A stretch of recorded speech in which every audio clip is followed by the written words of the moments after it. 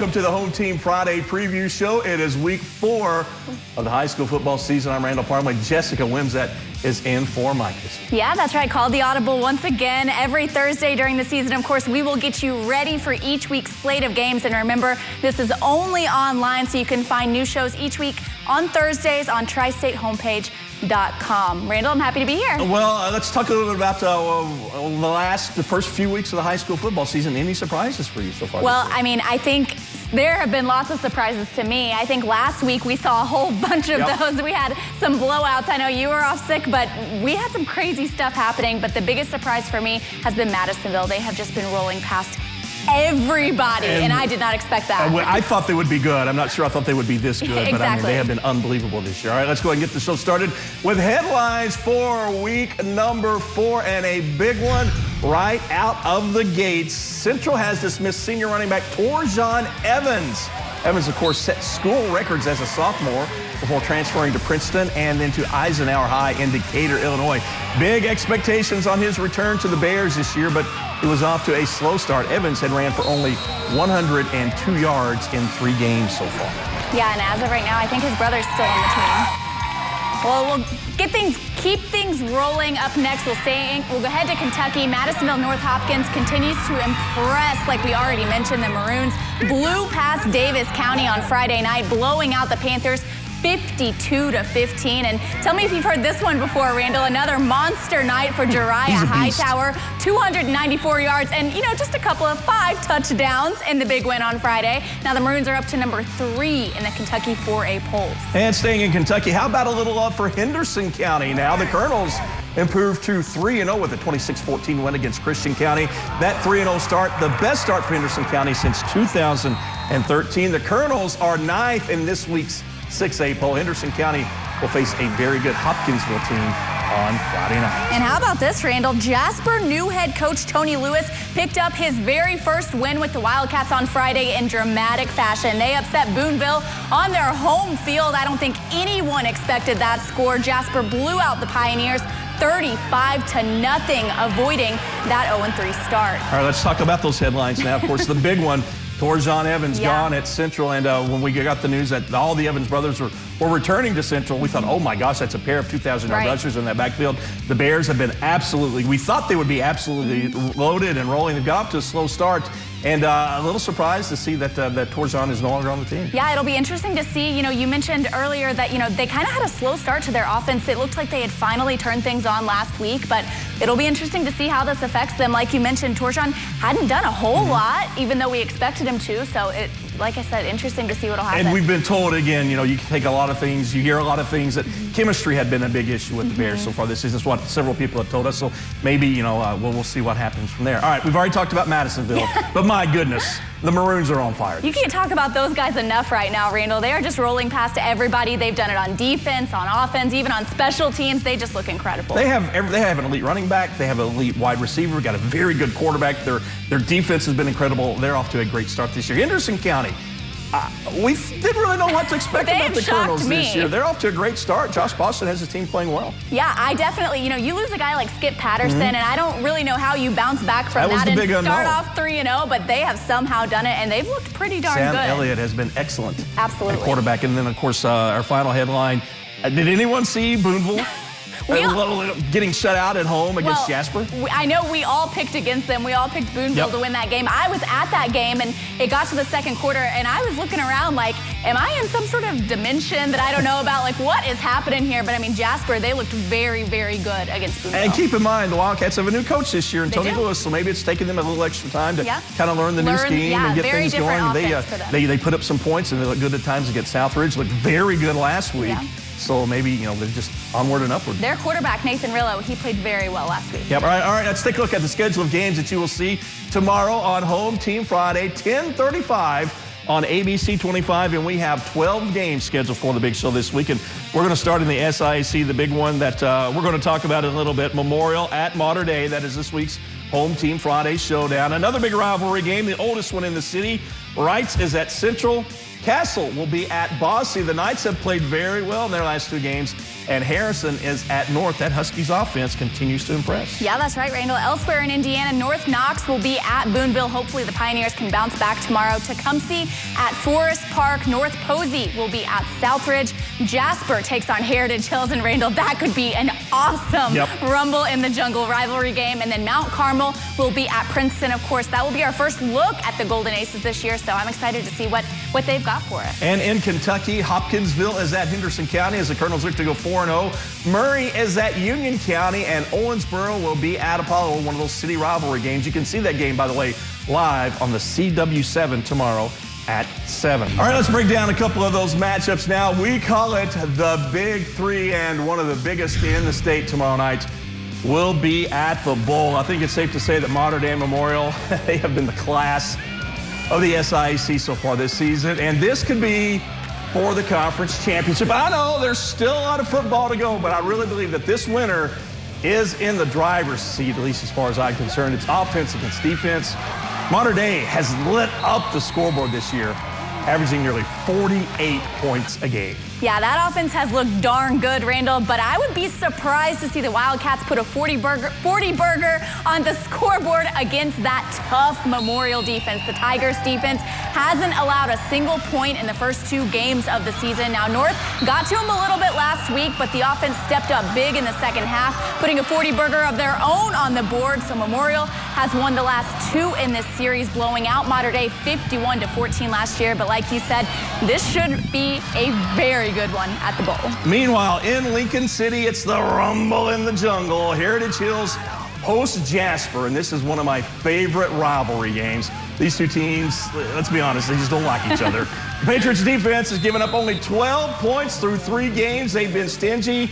Last year, they beat Jasper at Alumni Stadium in just what was a slugfest, 14-12. I don't expect a lot of points on Friday night, and unfortunately, this will be the last time these two teams are playing each other for quite some time as Jasper moves over to the SIAC next year, and all their regular season games will be conference games. Yeah, that's right, Randall. Well, like you said, I don't expect this to be a high-scoring affair at all. I witnessed the Jasper defense firsthand last week, and it was really good last Friday night. As we mentioned earlier, they shut out a Boonville offense that was averaging 30.5 points per game. It'll have to be that good again tomorrow night against Heritage Hills, but if the Cats can put some points on the board, they have a shot at winning this game. Jasper has scored 35 in 2 of their first 3 games. If they can reach that total again tomorrow night somehow against the Patriots, then we could be looking at another Tony Lewis win. And if they can put that many points on the board against Heritage Hills, I guarantee you they'll like their chances. All right, back to the SIAC now. It is the oldest rivalry in the city. Wrights travels to Jasper, or I should say Wrights travels to Central. Panthers, they've been a bit inconsistent so far this year, off to a 1-2 start. Losses to Henderson County and then to Castle last week, and on nights when that offense just couldn't find any rhythm. They'll need to score more than 14 tomorrow to get back to 500. Yeah, that's right. I do not think the Panthers can beat Central with only 14 points, but who knows? The Bears have been a bit consistent on the offensive side of the football as well. Now, Central managed only 22 points combined in their first 2 games of the season, then sort of flipped the switch on last week, putting 45 on the board against Bosse. Now, this may be 2 of the most puzzling teams that we've seen in the SIAC so far this year. If Wrights loses, they will be 0-2 in conference play, and I think that would knock them out of the race very early on, Randall. Yeah, and that's obviously, you don't want to talk about a must-win game here in week 4 of the high school football season. But as far as Wrights goes, I mean, you start out conference play 0-2. That's tricky. I don't know if 2 losses is going to even tie for a conference championship in the SIAC, as tough as it is. Yeah, but you know, Andy Haype's always got some tricks up his sleeve. All right, moving on. As always, Chris Veach steals the show every week. Everybody loves his nuggets of the week. Let's go ahead and bring in the man himself, Chris Veach, with his nuggets of the week for week number 4. Hey, Veach. What's up again, guys? Week 3 of high school football was as crazy as Antonio Brown ending up with the Patriots last Saturday.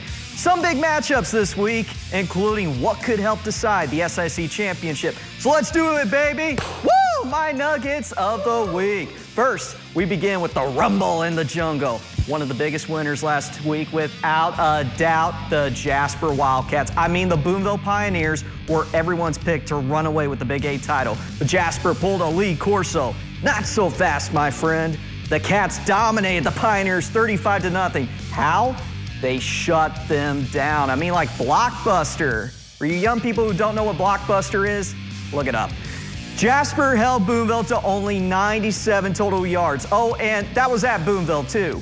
But it doesn't get any easier for Jasper because Wildcats, welcome to the jungle. And this series has favored Heritage Hills, winning 11 of the last 18 against Jasper. The Patriots, they have been rumbling in the jungle this season, holding their first 3 opponents to just 12 total points. That's like 4 points a game or 2 safeties. And they grind teams out with that rushing attack. Last week, the Patriots rushed for 393 yards against Pike Central. You know how many passing yards they had?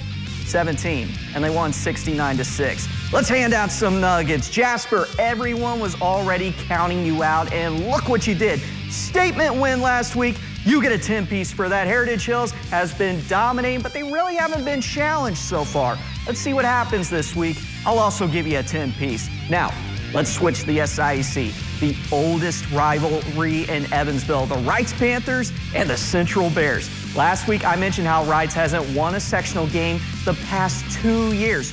Why? Because they drew Central in the first round. The Bears have ended the Panthers season the past 2 years and have gone on to win the sectional, including last year's run to Lucas Oil Stadium. Now, Wrights is off to a shaky start at 1-2. What's been hurting the Panthers? One word: turnovers. In both losses to Henderson County and Castle, Wrights has had 4 turnovers in each game. But Central, they've also been shooting themselves in the foot. Even though the Bears are 2-1, they have been stacking up a lot of penalties. In fact, Central is averaging 103 penalty yards a game. Is that bad? It's not good. How old is this rivalry? The first game between these two teams was played back in 1921. Fun fact, you know what came out in 1921? The first world fast food chain restaurant. Know what it was? White Castle. No, Harold and Kumar were not there. By the way, White Castle, you need to get some nuggets, all right? Wrights will try to avoid starting 1-3 since 2012. Panthers, I have to give you a 4-piece. Central, clean up those penalties, man. You get a 6-piece. Now, to the big matchup tomorrow night, the Parochial Bowl Memorial at Mater Dei. This game could possibly decide the SIC title. Now, Memorial is known for its defense, but you know what? The Wildcats also deserve credit. So far, Mater Dei has given up, on average, 11 points a game, hardly any by its first-team defense. And while the Tigers' D has been getting all the credit, they did give up 28 points last week to North. Hey, North might be for real.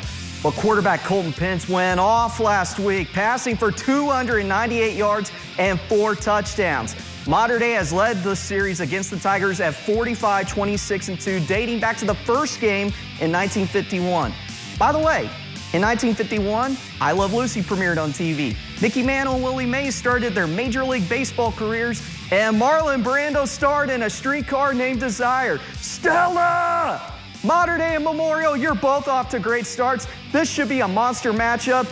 You each get a 10-piece, and I'll throw in some extra honey mustard and barbecue sauce with that. Nuggets! Those are my nuggets for the week. Randall and Jessica, back to you. One second, Veach. 1 second before we leave you. I want to hear a little bit more of Welcome to the Jungle. Let's hear your best, Axel. let's hear it. Axel, belt a little bit out for us.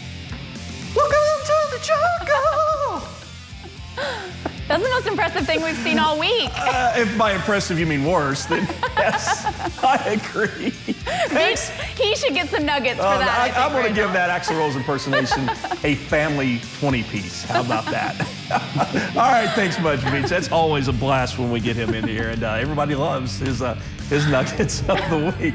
All right, let's get back to business now and take a look at our Week 4 power rankings, who we feel like are the top 5 teams in the Tri-State every week. And obviously this changes from week to week, but my top 4 are staying the same from last week. I still have Madisonville North Hopkins at number 1. The Maroons are 3-0, and they have outscored their opposition 136-21 so far this year. Gibson Southern, I really think you flip-flop these two, and nobody's going to have much of an argument. I still have them in at number 2. They've been just as good as Madisonville, 3-0, and they have a big test at Southport on Saturday. Definitely their toughest game so far this season. If they win, maybe we move them up to number 1 next week. We'll wait and see. Memorial still at number 3. Tested a bit by North over the weekend, but they got hot in the second half. At number 4, it's Heritage Hills. The Patriots defense has given up 6 points this season. That's really good. And new to the top 5 this week, you can't keep these guys out any longer. It's Mater Dei. The Wildcats are 3-0, and as we said earlier, they're averaging nearly 48 points a game. Yeah, Randall, well, mine looks similar to yours, but a little bit different. I'll start at the top. Gibson Southern, there is a reason that Brady Allen is so highly touted. I have not seen an offense running more smoothly than Nick Hart's Titans this season. And a close second, as you said, these guys can really be flip-flopped depending on the day of the week. Madisonville, the Maroons haven't been stopped. In fact, they haven't even been slowed down even a tiny bit. That is thanks in big part to Jariah Hightower, who flipped on beast mode through the first 3 weeks, as we mentioned earlier. In 3, I have Heritage Hills. The Patriots are picking up right where they left off last season. That defense is stifling, but they've also added in a passing game on offense, so look out. Now, Memorial comes in at number 4. The Tigers' defense has also looked incredible, and like we said earlier, Colton Pence had his breakout game last week. Memorial looks to find their groove just in time for conference play. And the guys that they're taking on tomorrow night, of course, Randall, Mater Dei coming in at number 5. The Wildcats, one of the top offenses in the entire state after 3 weeks. Tomorrow will tell us a whole lot about the Tigers and the Wildcats. You know, we have the same top 5, just in different positions. And I think at this point in the season, I think those 5 have kind of separated themselves from the rest of the pack, just kind of depending on where you want to slot them. All right, It's time for our staff picks for week number 4. I like Mater Dei. What did I say? Never bet against Mike Gable. That's a tough one. I think that's a toss-up, but I'm going with the Wildcats over Memorial. I like Wrights over Central, just because there still seems to be a little of that Central, you don't really know what you're going to get from Central from week in and week out. And I think Mater Dei and Andy Hape is looking at this as, they have to win this game. And in that city-county rivalry game, I like Owensboro over Apollo. The Red Devils just seem to get better and better every week. They picked up a big win against Owensboro Catholic last week. Yeah, Randall, well, like you said, it's risky to pick against Mike Gable at the bowl, but I am doing it, Randall. I think Memorial will sneak past the Wildcats tomorrow night. I think Central, even with them losing Evans this week, I think they will rally around each other and they bounce back. They find their groove a little bit on offense this week, so I take them over Wrights, and I will take Owensboro over Apollo as well. I was shocked what they did to Owensboro Catholic last week. That defense for the Red Devils is very good. It's been very good all season long. All right, Michael likes Memorial, Wrights, and Owensboro. Same thing for Veach. He likes, Veach mixed it up a little bit. He likes Memorial, Central, and Owensboro. All right, on the season, we have not been tearing it up so much. I'm leading the pack, not impressively, though, at 5-4 this year so far. The rest of the gang, they are under 500 at 4-5. Yeah, you don't need to rub it in, Randall. We'll pick it back up. I'm not crowing too much at a 5-4 record, but I try to pick really tough games every week. So, that just kind of goes to show you the parity of high school football here in the Tri-State. Yeah. All right, that is it for week 4 of the Home Team Friday preview show. Thanks, as always, for watching. And don't forget, Home Team Friday tomorrow night, 10:35, over on ABC 25. It's a Tri-State's only 30-minute high school football show. And don't forget, always eat your nuggets. Thanks for watching. See you guys next week right here on Tri-State Homepage.com.